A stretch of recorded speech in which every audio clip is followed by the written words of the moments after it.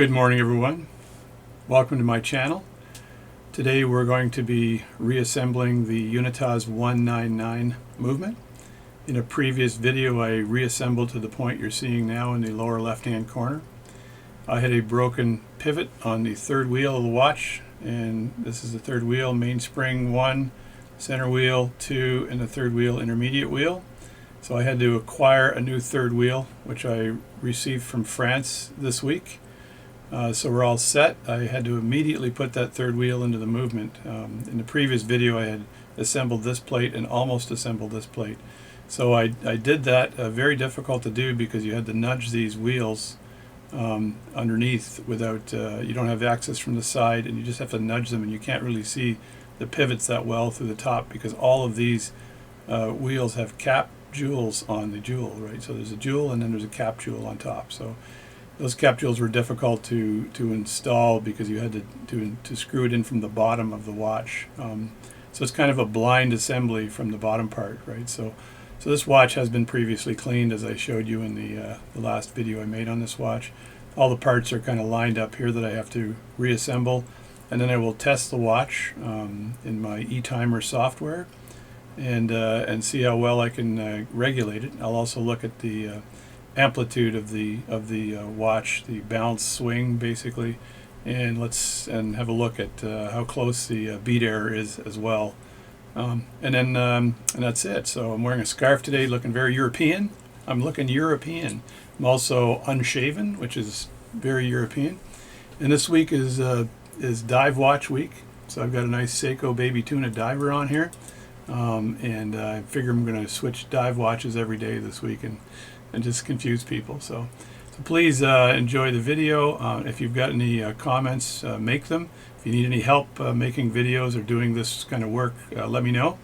If you're curious about the Unitas 199 movement, also you can Google that, but you can let me know what that is too. So it's very close to another ETA movement that whose number I forget, but the parts are almost interchangeable. So the 199 third wheel part number was 210, I believe. So it wasn't too hard to find. I got that on eBay and it came in from France. So let's get on with the reassembly of the movement so that I can put the whole watch back together again and see what it looks like. And thanks a lot. And let's get after it. Let's get going. Okay, here we go. This is the Unitas movement I was telling you about before. Very nice watch movement. It's pretty high quality, given that it's got cap jewels on every wheel here. You don't really expect that normally. Sometimes you see a cap jewel on the escapement here, but not on the third and fourth wheel. It's kind of odd. So this has been completely cleaned from before. Last video I showed how that's cleaned. So I just need to. I want to put some power on this video. So what I need to do is put it back together so that I can power it up a bit and see what we've got. I think I need to change my goggles as well. So it's because I think it's too early in the morning. I did have my coffee this morning, which is kind of make me jumpy. So you gotta be calm when you're doing watch work. Also, I'm still trying to figure out the lighting on this particular camera and this particular setup. The lighting is it's okay, but it feels like I'm getting lighting from the front. So when you're doing videos like this, if you decide to start making videos, get some proper lighting. I've been farting with the lighting for quite some time right now, and it feels like I'm farting with the lighting. So I'm looking down here, I'm seeing shadows, which is not good. So it's, as I've said many times before, when you're doing this kind of work, it's important to have absolutely the right lighting. So I put this little ring on here, which is before I put the ratchet in, which is kind of weird, but that is the ring for the ratchet. Also, I'm looking for the another part here that I can't see. So maybe it's there already.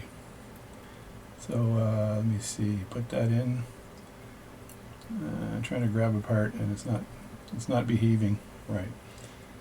So the ratchet goes on here, and then The screw is a pretty big screw, so I think it covers the whole thing, so I don't have to worry about that. So that ratchet should be fit in there nicely. And then the screw, I can't remember whether this is a reverse screw or not, or whether the screw just goes in righty-tighty. Yeah, the whole thing goes over the top. Which is, I knew I wasn't missing a part. Actually, I didn't know that I wasn't missing a part. I thought I had issues. Just make sure that's tight. Okay. And screw that down. See how shaky I am this morning for my coffee. I had a big cup of coffee. It was like almost, it wasn't a Buck Star cup, but it was a pretty big cup. Let's see, I'm going to go backwards here and see if that's the right way. Yeah, see, sometimes in the these watch movements, they have a symbol on the screw here that basically indicates that it's a reverse screw, so the threads are reversed, so you tighten left, and you like counterclockwise, and you loosen by going clockwise, which is kind of odd. So now I've got the ratchet in there. I think I've got this in there fine, hopefully. So I'm going to try to put a little bit of wind on it and see what happens. Is that going to wind for me?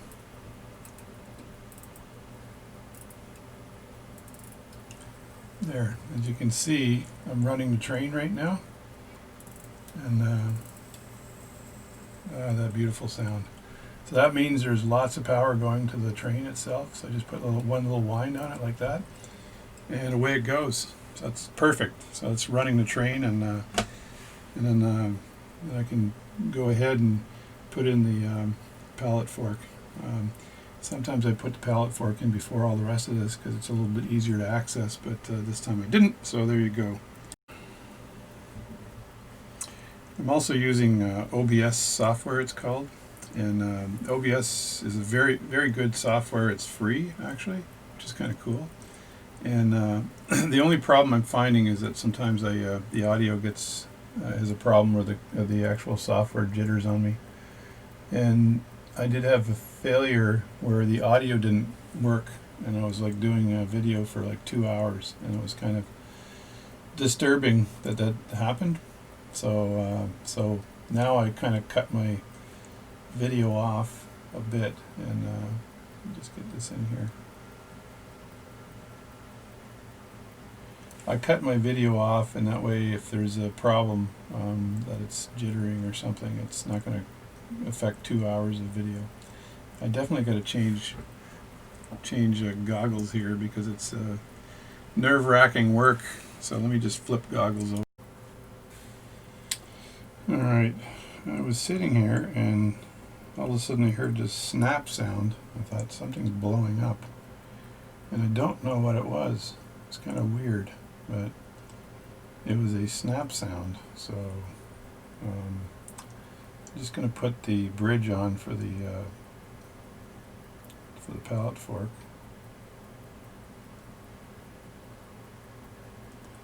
Nice and easy, and just make sure the pallet fork actually goes into the jewel hole.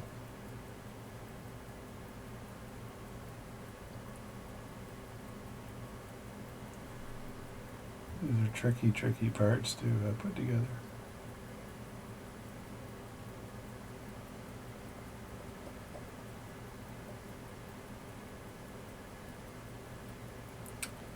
And I'm not sure if that's in, but I'm going to screw the bridge on very lightly. I'll make sure that I've got it. Problem with using my goggles, my close-up goggles, is that I can't see anything else. So just like I said before, I should be able to lay the screw down and just tap it in. Like that. Hopefully the video is okay here. I'll check the focus on it again right now. There, I'm getting it to focus sort of where I'm working, because it's pretty close right now. So it's like I said before, if you get a toothpick to hold the plate down while you're screwing it in, then you don't have that problem of the plate flying off just at the moment where you've got it down nicely. So I'm going to see if I can do that. Put the screw in here, And I don't really know if the jewels are aligned properly here, so I need to get a different screwdriver because it's too big a blade, man. Too big a blade. Man. So when I was a kid, I used to watch Sammy Davis Jr. sing with the old dudes, and it seems like it's gone in. Let me check that pallet fork and see if it's rocking back and forth. Maybe. Not sure. I give it a little bit of wind because I do not want to squish the pivots on that, for sure. You should just take a couple winds here, and then you should be able to just flick it, and it should go back and forth. If it's not, I'm going to move that up a bit.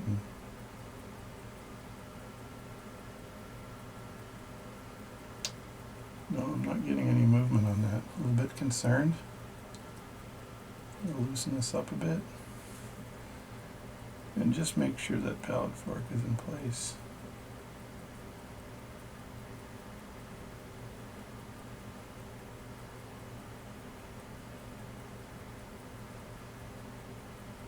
Oh, there we go. That ticked nicely. Tighten that screw again.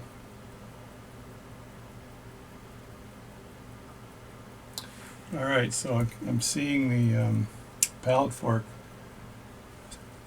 It's snapping back and forth. It's not snapping as much as I want it to snap, but let me just put a little more power on the movement here and see if I can get this to snap.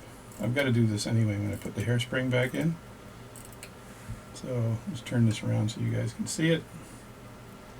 Make sure it's centered nicely, and then I'll focus it again. I got, like, as I've told you before, I've got these manual focus cameras, which I really like because they don't rely on the autofocus, which sometimes is not so nice. So there, I'm going to put a couple of winds on it right now. So if I tap the pallet fork,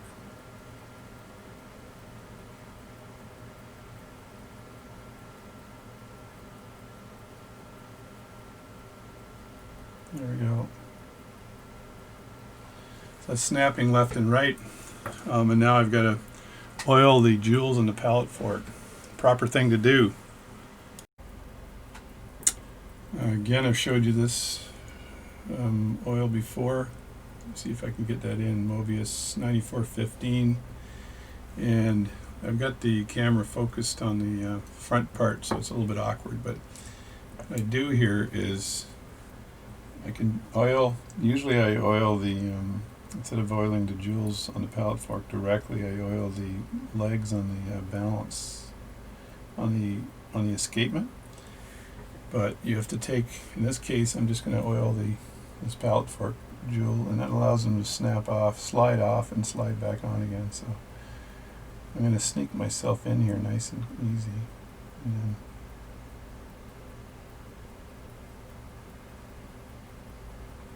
there we go. Now that should pass that oil onto the, that'll pass that oil and get the other side here a bit. That'll pass that oil onto the pallet, onto the escapement from the pallet fork jewel. Doesn't take much. So I've done the other side now, so that's oiled on both sides. There we go. Never sure where to put this, so then I gotta jab that oiler, that stick here, with this pith wood. See, I remember what it was called today. So that just gets all that excess oil. That's a special type of oil that when it kind of, the consistency is kind of like a jelly or a gel, and when there's pressure on that oil, it'll spread out. And this is micro work, right? So it's spreading out, and then when the pressure is released from it, it goes back into its original shape. So it always stays kind of there. So, and when you oil that, after you've oiled it, you can do it after you put the escapement back on, but after you've oiled it, you can snap this fork back and forth a bunch of times, and this is passing the oil over. So And I've already I oiled the cap jewels for the third, fourth, the first, second, third, fourth escapement wheels. The fourth wheel on a pocket watch is typically where your second hand is. So, and this is the same on this, I believe, because I can't remember if this is a center second or not. No, it doesn't actually. It has a bottom. The second's on the bottom. Second hand's on the bottom. So that's done.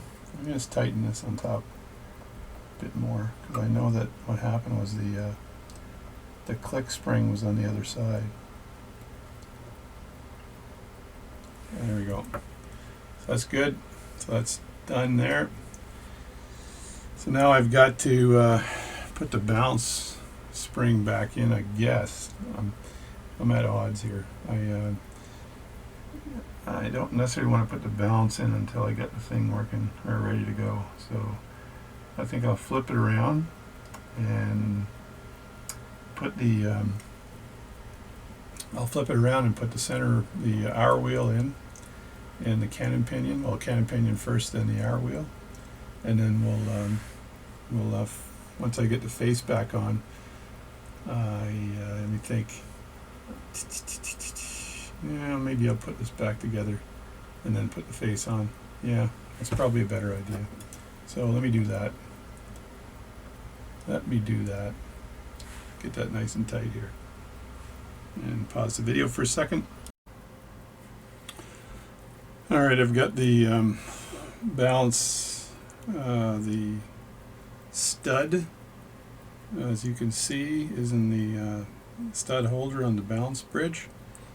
And this little regulator pins here, it's got one pin, and then this thing here you had to rotate. So all I did was take my tweezers, grab it, and then rotate it.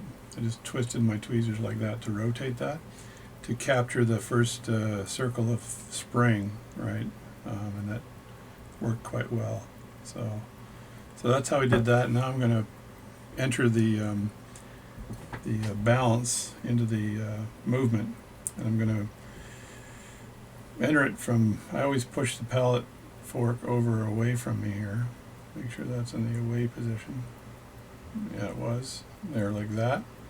And so the impulse jewel has to be on this side, like this side, and then you swing it around so it enters the mouth of the pallet fork.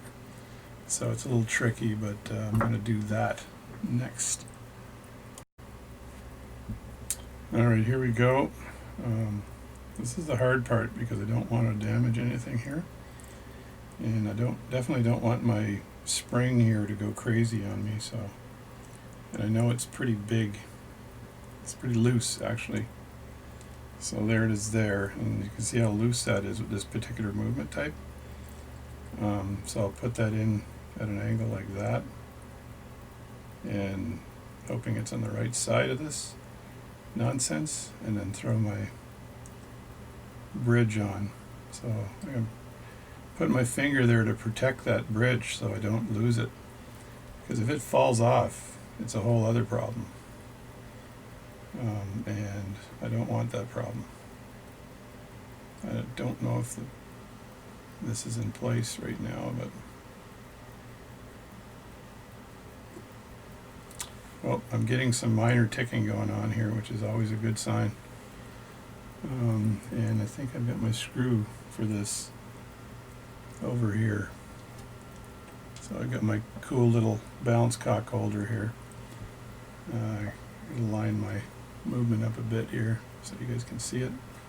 There it is there. I'm going to cut away so I can put this stuff in. So as I've said before, I've got my toothpick here, and I just want to grab the screw nice and easy and then hold this down. Got to get in there nice and close here. Rest my arms on my thing here. Hold that down while I put the screw in place. I'm a little shaky this morning. I think it is the coffee.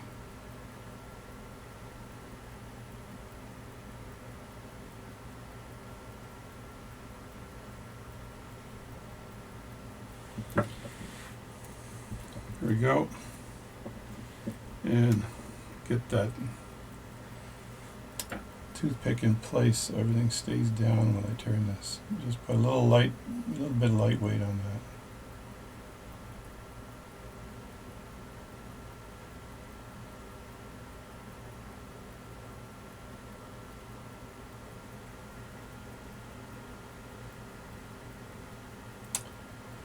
And the movement is moving, so the pivots are in the jewel holes, which is really good. And it's working, which is great. I'm not sure whether I've got the amplitude I want right now, but I've still got to put some oil on the other side of this watch. And I believe I have to oil the center wheel as well. I did oil these, so we're good there. So I need to put a little bit of oil on the center wheel. So cut away here and do that. Okie dokie, so oiling the center wheel. I'm glad it's working right now, which is nice, which means there's power going through the train. And so put a little bit of oil in the center wheel here. There's a cup here, an oil cup here. I didn't oil the, there is an oil cup for the pallet fork, but I didn't oil the pallet fork. It's so light. There's some schools of thought on either side of oiling that pallet fork, but it's such a light pallet fork that it probably doesn't need any oiling. So that's oiled. Oils well, that ends well. Again, jab the oiler with your pith wood. Put the cup back in my oil. And see if I can maybe wind this a bit more.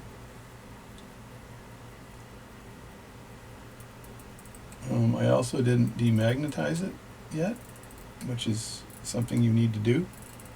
So I need to demagnetize this baby. But I'm sure if I put a little bit more of a wind on it, it's going to start spinning a bit better. It tends to work itself in too as it works itself in. It hasn't been run in a long time, maybe 100 years. So that's a much better amplitude there that I'm getting. And again, the oil that I put on this oil here that I put on the pallet fork, this Mobius 9415, that transfers over to the escapement feet, and then it provides a lot less friction as it's catching and releasing. So that's a lot better. So now we've got the movement actually working, which is nice. There it goes. And I don't know what it's regulated to, so I think I'm just going to have a look at its amplitude and put it online, see what I can do here.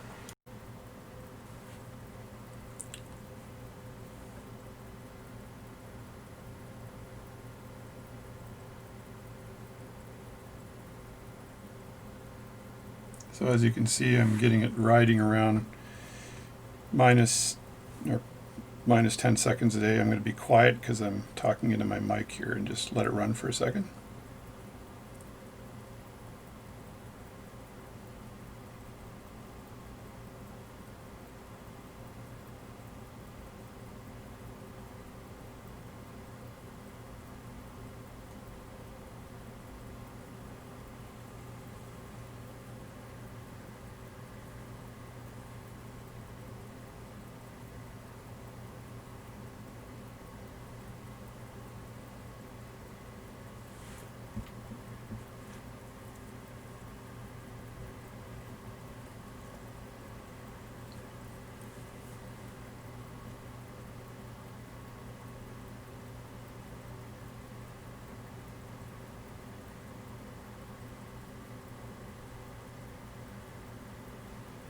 Alright, so I need to speed it up just a bit again.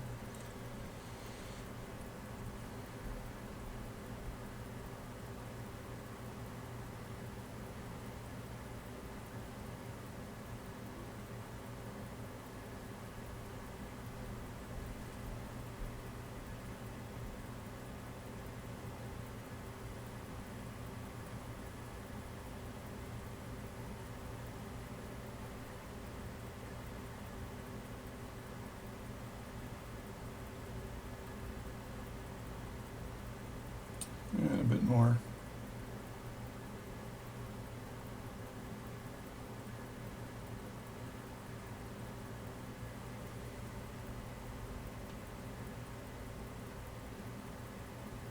So it doesn't take much to move it to the positive here, just a bit too much here again. I'm playing games here.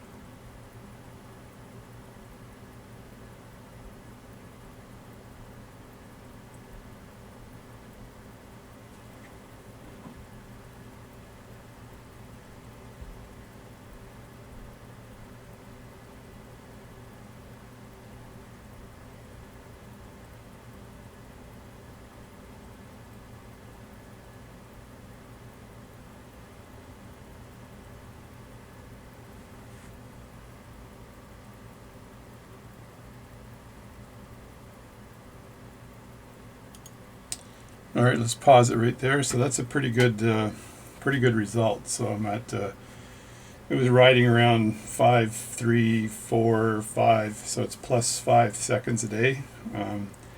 It wasn't going over 6, I think, right there. So milliseconds, 2.91 millisecond beat error. But I'm not going to be able to fix that by doing any work on the roller table for that. The amplitude at 228 is not too bad for this movement. I'll take it any day. That means it's a 456 degree swing on it. 456 degree swing, if I can add right. You guys can correct me. It's got a pretty good signal going. So you saw how it could just basically nudging this arm here, just the slightest bit will affect that the actual rate of the watch. So it doesn't take much to move it either way.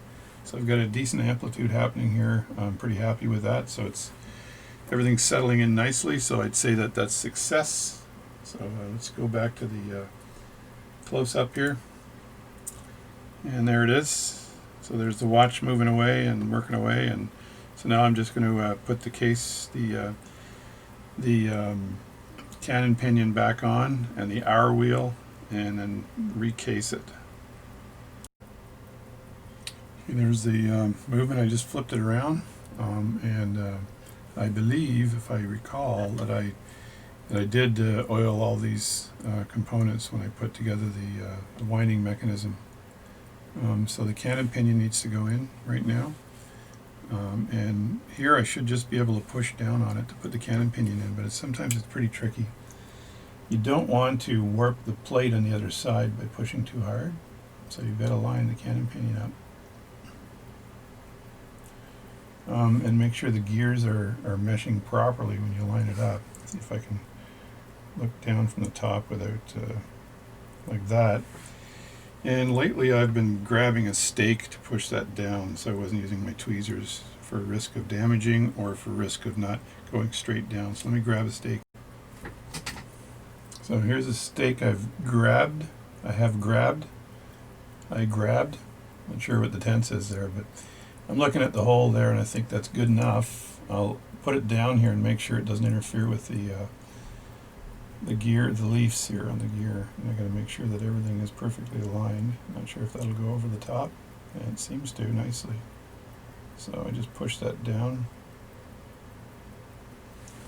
and have a look at it and make sure that's down all the way. Not quite sure. Let me just nudge this a bit, and yeah, that seems to be there now. So I'm going to take my tweezers and push down a bit more, but not a lot again.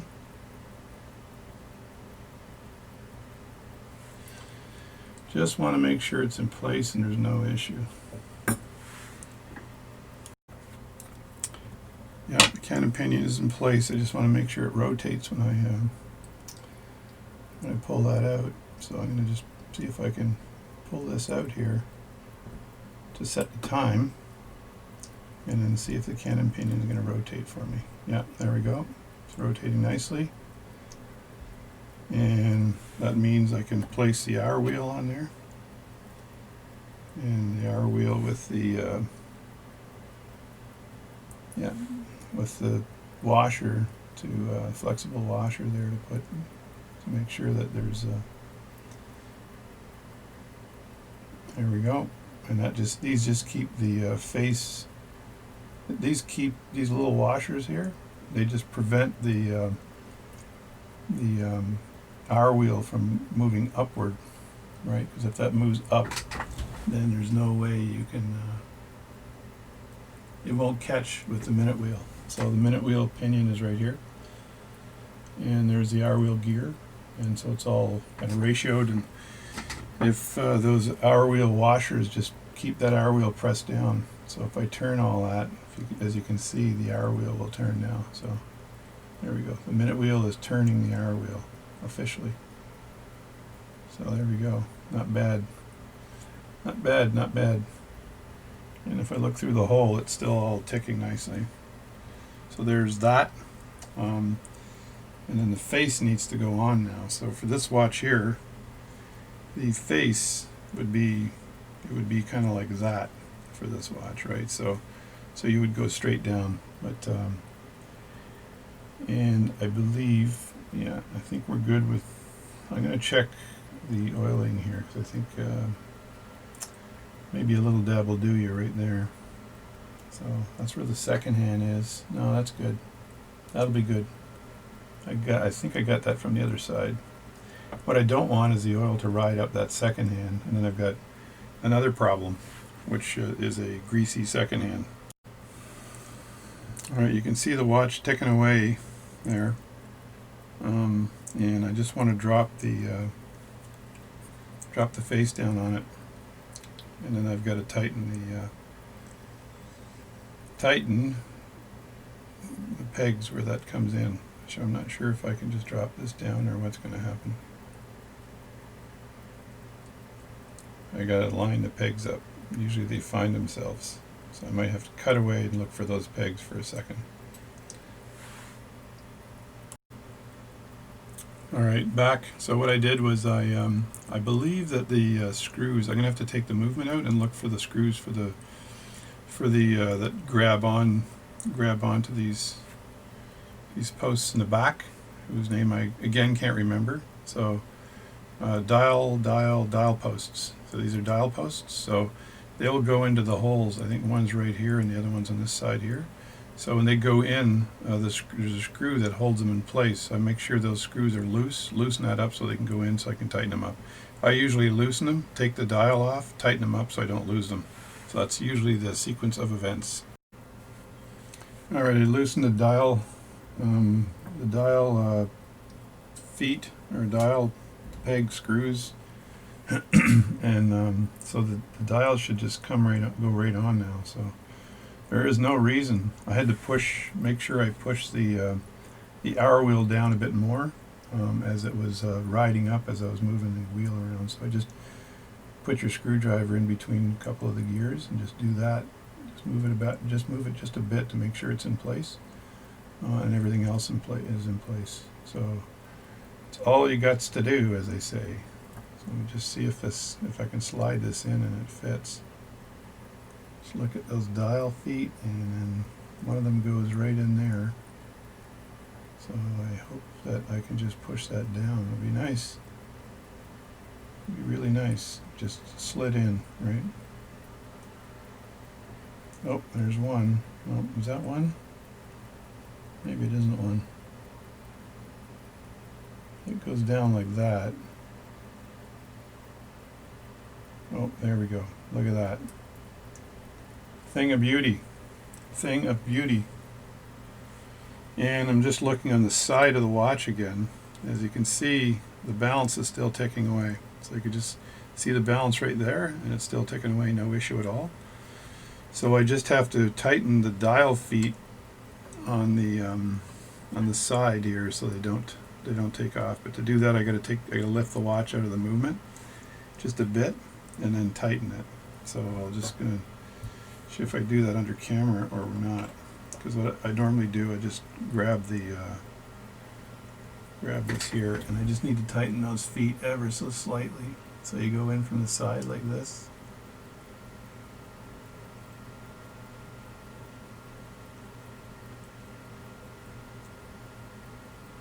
And again, camera angles. Camera angles. Just move this out of the way for a second. Just have to make sure my screwdriver actually catches that screw here on the side. I'm not just fooling myself. Yeah, I think that's one. Yeah, it's in tight. And I'm just going to rotate it just a bit. The dial washer will keep that hour wheel down, but I need to access, well, there's a good picture of the screw on this side. So left, right, up, down. Not sure how to do this. Okay, there we go. There's the screw on this side, so I got to go in here, right there, and tighten this one.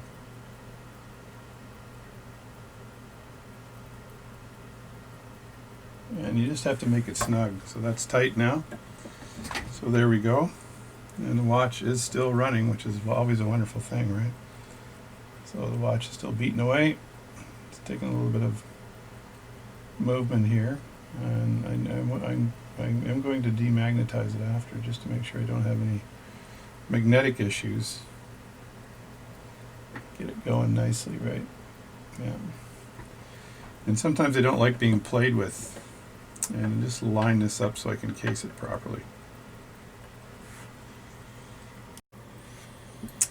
Okay, I had a little problem here. Whenever I was setting the watch and turning this dial here, the movement, the actual balance would stop.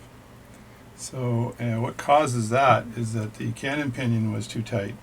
So I had to flip it around, take the face off again, take the cannon pinion off with my Binford 5000 cannon pinion remover. It's here with the jaws from Alien vs. Predator. There we go. I love those jaws. Anyway, so I removed the cannon pinion, cleaned it up a little bit with Rodico.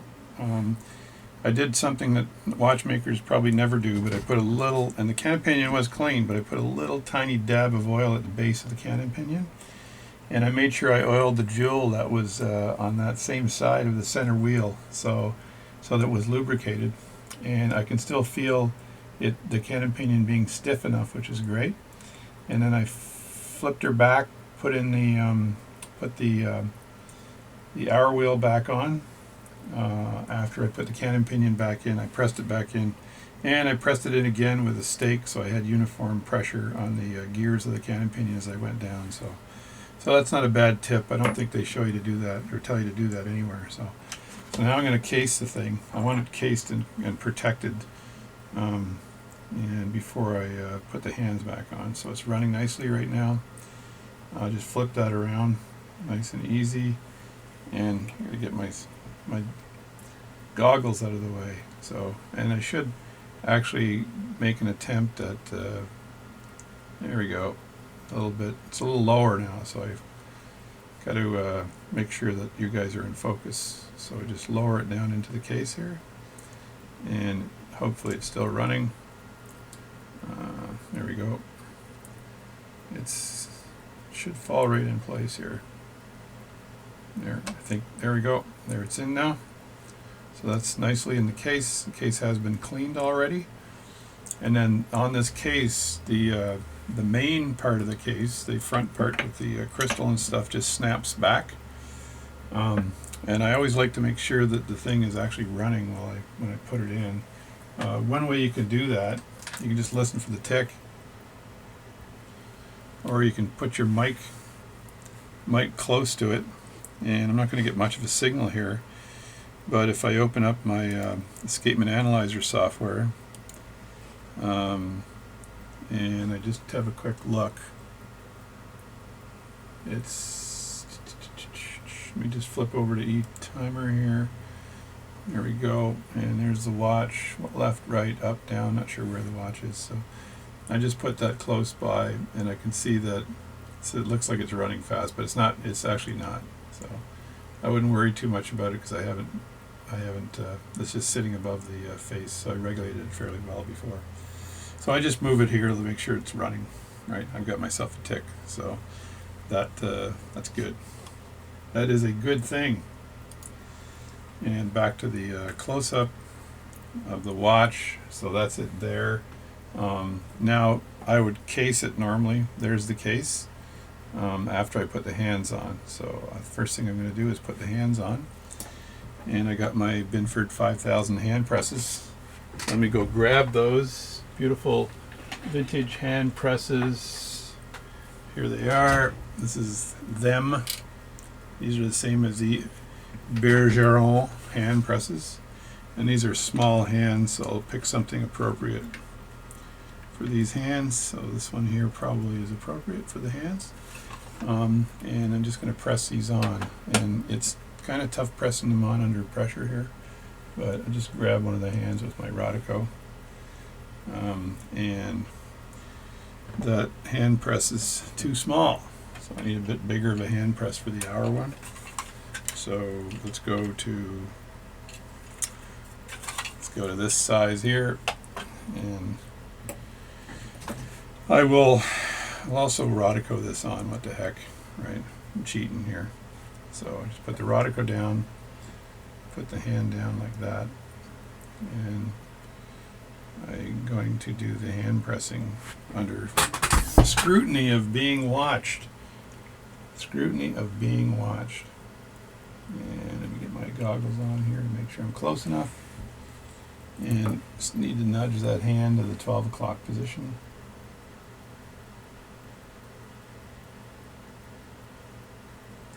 Nice and easy. I have to turn it this way so I can see where 12 is. Sorry about that, folks. There it is. That's 12. And as I straighten it up here, I will stop talking to you guys and just do the work. Stop talking. I would just tap it to make sure it's in position first, right?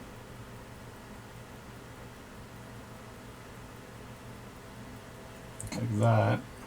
And then put the hand press down. Kind of trying to stay in view here. And then move it just slightly. After the hand press is down, I can just move it just a bit like that. And that's at exactly 12 o'clock. I'm shaking this morning because I think I had that coffee. Didn't help. There we go. So that's down. And I just have to look at the play here to make sure it's not. Okay, that's good. That's perfect there. So that's the hour hand. And now when I put the minute hand down, if I'm not exactly at 12 o'clock for the hand, what I'll do is move that minute hand just a bit over, but I think it is at exactly 12 here, so the hand gods are good. The hand gods are good. And I'm a little shaky this morning, which is kind of weird because I'm never shaky, but I know I had a big ass coffee earlier, which isn't helping. So there we go. Now we get the hand thing here, and I just want to, just so you guys can see what I'm doing, I just want to press down it a bit and then move that hand so it's at 12.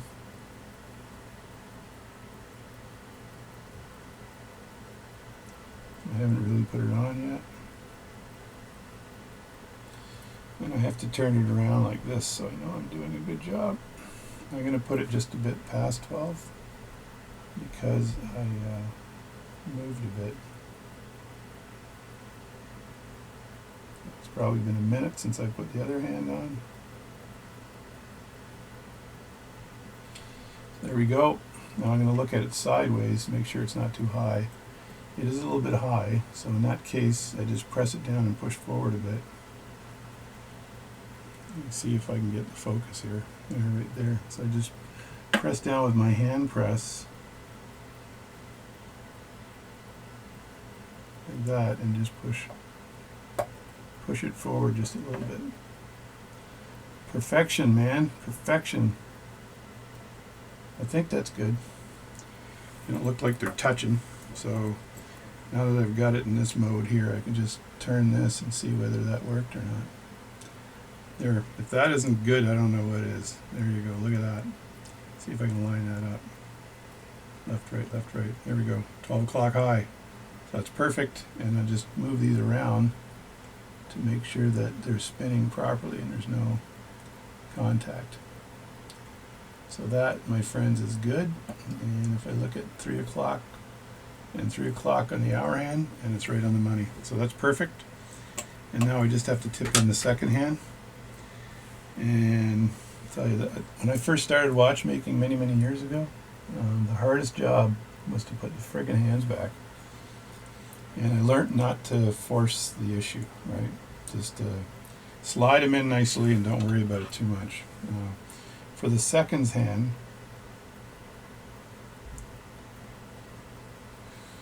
I usually lay it down like that and let it find the hole. You see, you gotta move this out of the way here, like that, and then I push it down like that. So the second hand is now in. As you can see, it is turning. So that is what I call success. And as you can see also, the minute hand has moved off from the 12 o'clock center and it's just slightly over. So that is really good.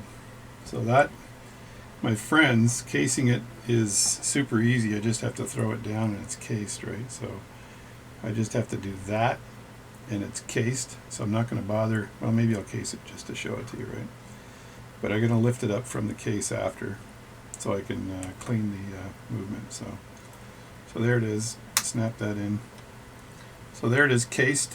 The Solar Unitas 199 movement. Now in what I would call minty condition. I'll just move this up a bit so you can see it. And focus, focus, focus. There it is, Solar. Solar. So that is a Solar, left, right, left, right, left, right. There we go. Solar Unitas movement, beautiful watch. I'm going to do a little work on the crystal and make sure that case is spanky clean. And then I think that's gold, so I probably don't want to be using a Dremel tool to shine that up because it will lose its vintage value. And then I'm finished. These straps, this is a very old strap that I want to replace. I'd like to replace it with a patent leather strap. I may have one. Black patent leather would look really nice on that. And then and that would be done. D-O-N-N. The crystal's actually in pretty good shape on this watch, so that's not going to take much work. So that's kind of it for now. So there's the watch working nicely. The second hand going around, as I showed you earlier. It's in pretty good condition. When I take the movement or the main case out, or decase it, if that's a word, I'm going to clean it up a bit too. As I can see right now, there's some dirt, the number 4, so I can get in nice and close and try to clean some of that up as well. But the movement's working very well, so we've got ourselves a strong movement and a fixed Unitas 199. There you go.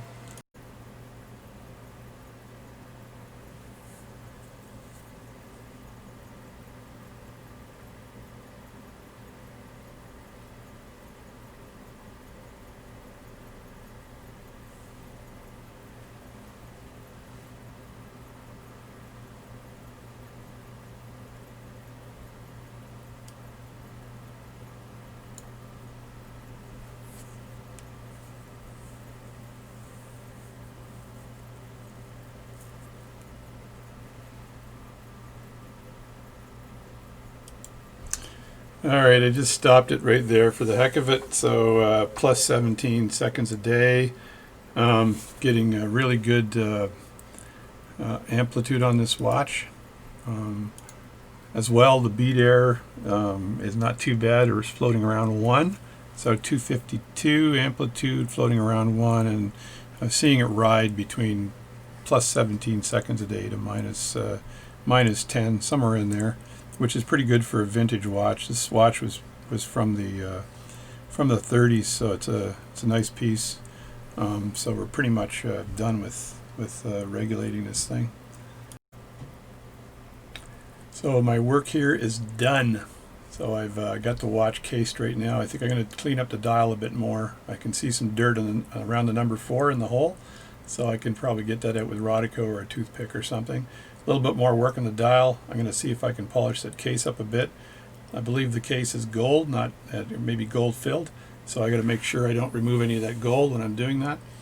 I had an issue, as I was showing you before, where you turn the or you're trying to set the time on it when I had the movement out, and what would happen is that the canon pinion was on a little bit too tight, I believe, and it was causing the watch to stop.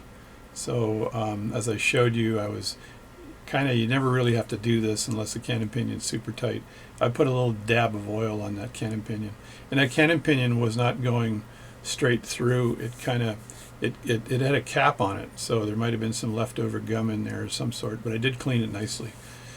So anyway, so that solved the problem. So the turning the setting the time on it was not stopping the balance after, because it was stopping the balance, and you don't want that to happen. So it's running really well. As you just saw in the last video, it's running very strong. The amplitude was running around, I think 252 was the amplitude, which is like really good. So it'd be nice if it was 300, but this is a very old watch, so it's successful in getting it working properly. I just have to do some more work on the case, and that's it. And then I want to replace that vintage strap with I think some patent leather strap, and this thing will look classy as heck. So you probably will see me wearing it the next time you see me. So this week was diver week, but I could change my mind, and maybe Monday I'll flip to this vintage watch if I can get a nice patent leather strap for it. I've got a few, so I'll see if I can fit one on here. So thank you very much for watching this video. Again, thanks for subscribing to my channel, and please share it. I like doing this work. I actually like taping it. I'm a bit of a ham, I think, so I do like taping the work. I don't think I've got any guitar for you to play today, but I do need to play today. It is a Saturday, so I'm doing some watch work, and I apologize for not publishing videos during the week because I have a day job. So there you go. So the challenge again was I got the third wheel, the new third wheel that had the pivot was good on the new third wheel that I got. Cost me around $10 US. And it came from France, and it fit nicely, and it's a pretty cool movement. You see these movements, the 199s, alone on sale for, like, not on sale, but $300 just for the movement, maybe more, but $300 for the movement.